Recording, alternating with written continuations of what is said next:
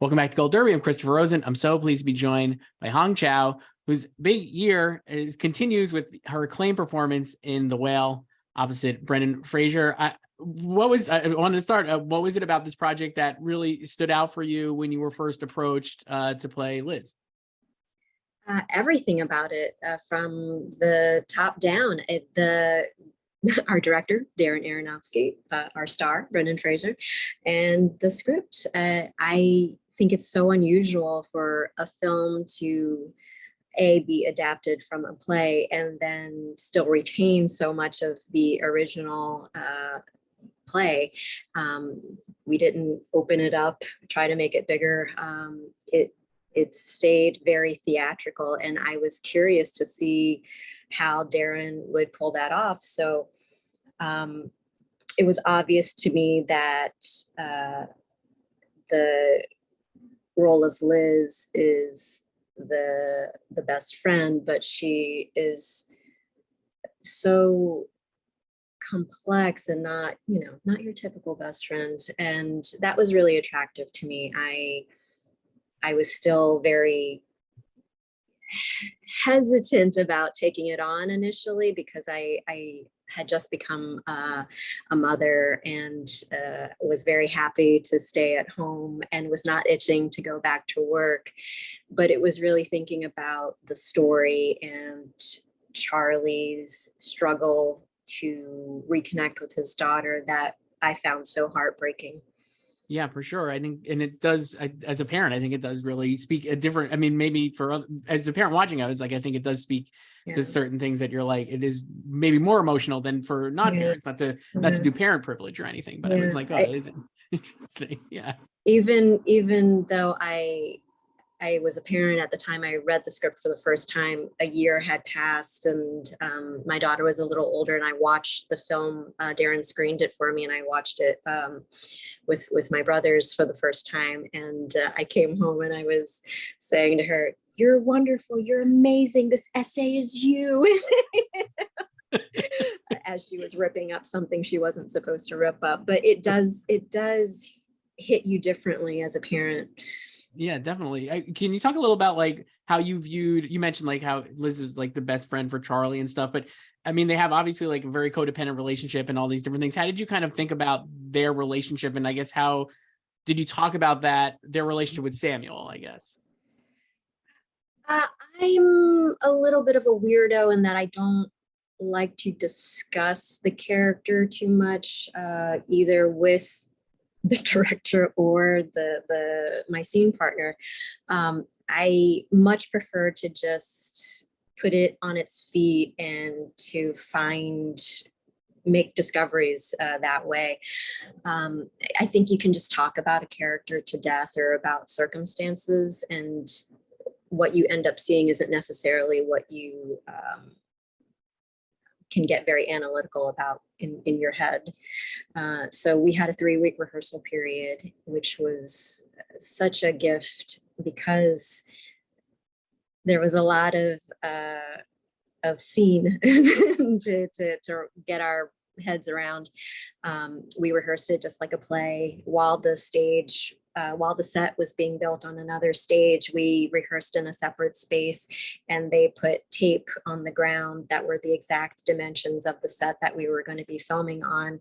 So we knew where we were spatially, and that was very helpful for Darren and our cinematographer, Matthew Lee to figure out where they wanted to put the camera, because the whole movie takes place in just Charlie's apartment, and our main character, Brendan's character, is stationary a lot of times during most of the scenes. So it was about figuring what the best camera angles were, and also Darren was shooting on a different aspect ratio. That's 4:3 and a little boxier, and it was to in Darren's words, it was to complement the story that he thought was really just about the individuals and the human beings. And it wasn't, it makes sense for like Lawrence of Arabia or something like that. Or if you had really large pastoral landscapes, you would shoot, wide with a wider aspect ratio. But for this, it made it tricky, the coverage really tricky. So that's why we spent so much time with blocking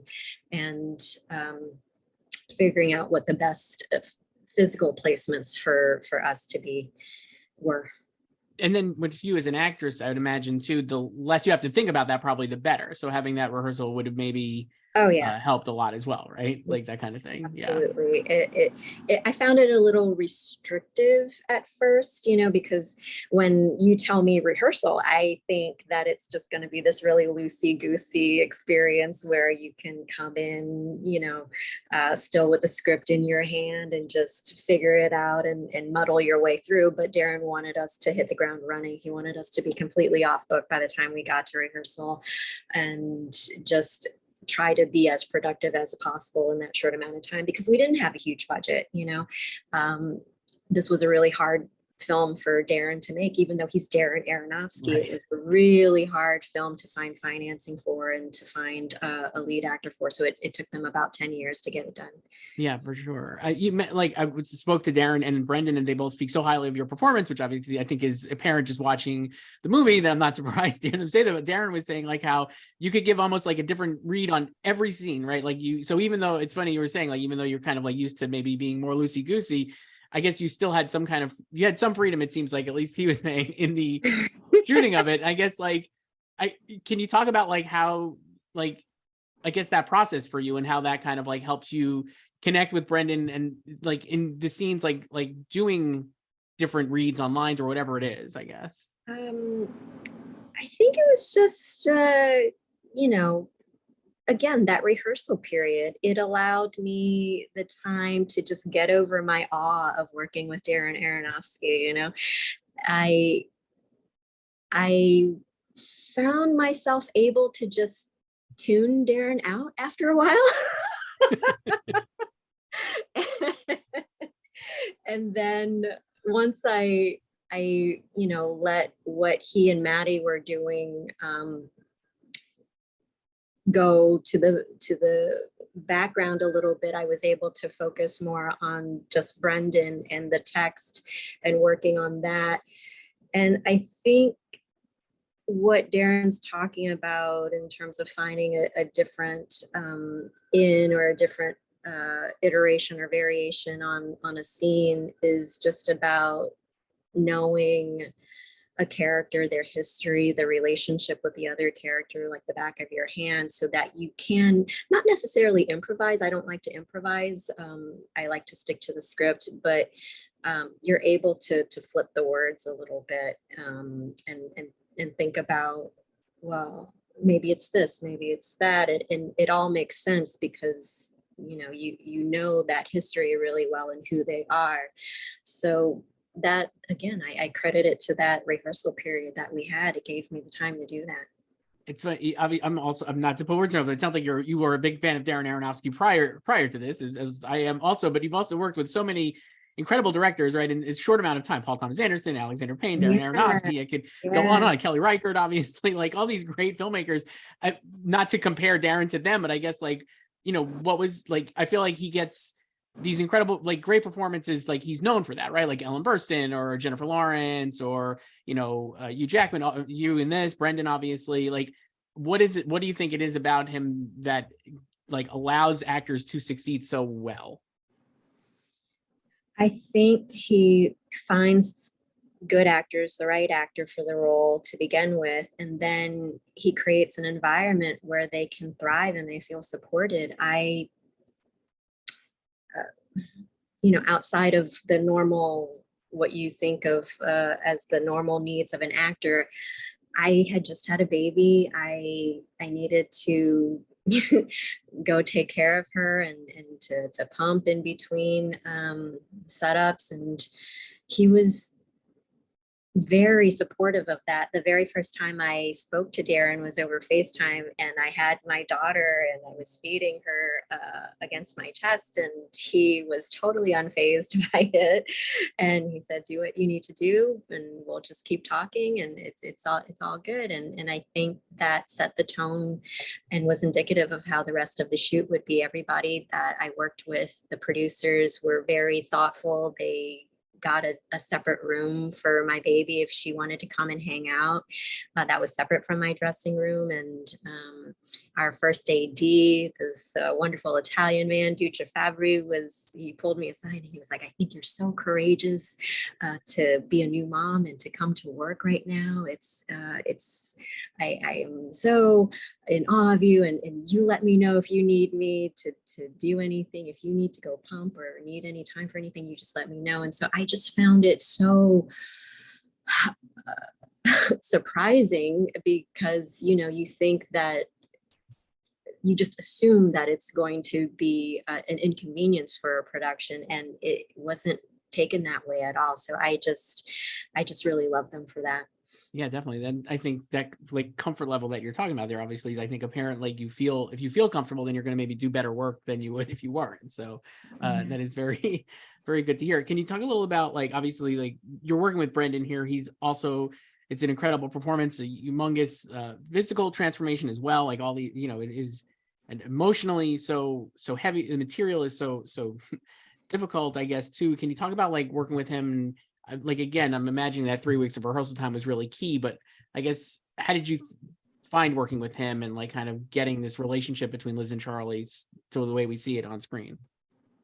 I knew Brendan's seriousness as an actor instantaneously from that first table read. And I think that is really what made me like him, is that desire and that hunger to do the work and to be completely vulnerable and fail initially. I wasn't really familiar with his prior movies, and I'm so glad that I didn't.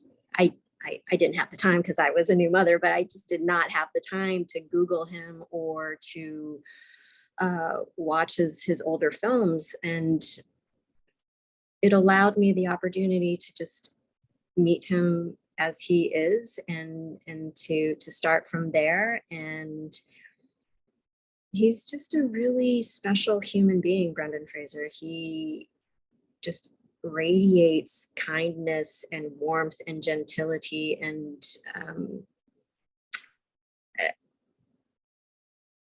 a lot of times you make allowances for actors because, oh, they're having a hard day or a hard time with this, so it's okay if they're a little bit cranky or whatever. But I never saw that out of Brendan, and it was just remarkable.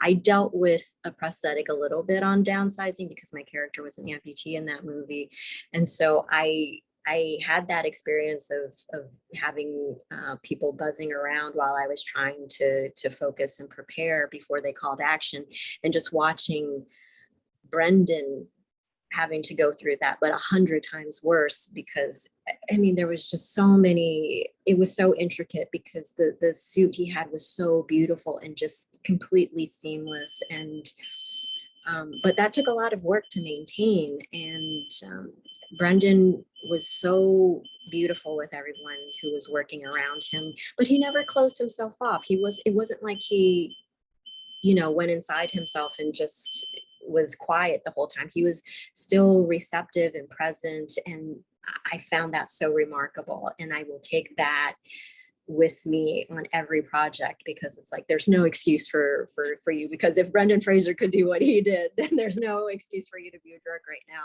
Yeah. He's just an outstanding human being, and a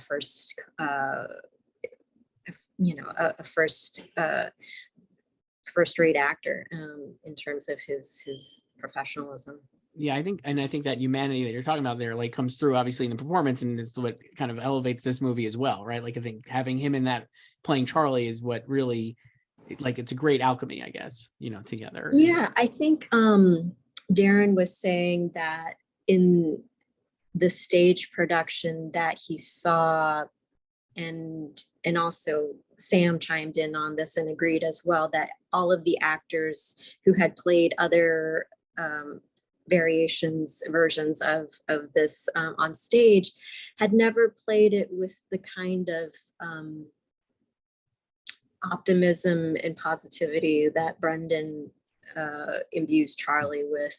And I thought that that was so odd, because I can't imagine Charlie any other way. I guess they said that they were a little bit more gruff, and and I couldn't even picture it, you know? Yeah, for sure. I know we have to wrap up here, but we're talking. This is like a great year for you. Obviously, you have The Whale. You have Menu was very well received as well. Like, you've gotten incredible reviews in the past, or like things like you're saying, like Downsizing and all these movies. But I guess, how do you process like the feedback of like getting that kind of acclaim? Is not to sound too weird about it, but I'm like, how do you take that in as a performer, or do you try to like not pay attention to what people are saying about your work and how it's being received, I guess? I'm just really happy. All of the movies that I've done are really hard movies to make. They're a really hard sell, you know. They're not your straightforward films that, you know, are going to be blockbusters. So I'm just so thrilled whenever people respond positively to them. Even though it's Darren Aronofsky, he had a really hard time getting The Whale made, and it's miraculous that we did it, and especially after the lockdown, the COVID lockdown. So I'm just really happy that it's making an impact, and that people see how special it is, and the performance that Brendan Fraser gives in it. And the same thing with Showing Up. I love Kelly Reichardt. I think she is, not just me, but a lot of us realize that she is one of our great American filmmakers. She got that wonderful award at Cannes this year. And I'm just so happy for people to see Showing Up. And of course, the Menu came out, and that was well received. And I'm so happy for Mark Mylod, because, you know, he's been doing Succession for quite a number of years now, but I think he wants to make more films. So I'm glad that that was successful. And then Asteroid City with Wes Anderson. That was a very interesting email to get, because I didn't know this, but he saw me in a play I did about 5 or 6 years ago, and he remembered me from it and was kind of waiting for like the right part to come around in one of his projects. So I'm just really happy that everything is happening organically. It took a while to get there. It took 10 years before I got Downsizing, but I'm just so thrilled and grateful. Yeah, it's awesome. I mean, you've worked with so many incredible filmmakers already. It's very exciting. And like, all of these are like some of my favorite filmmakers. So it's great. And you're in these great movies. So it's really fun. Hong Chau, starring in The Whale, out now or later this week in theaters. Thank you so much. Thank you.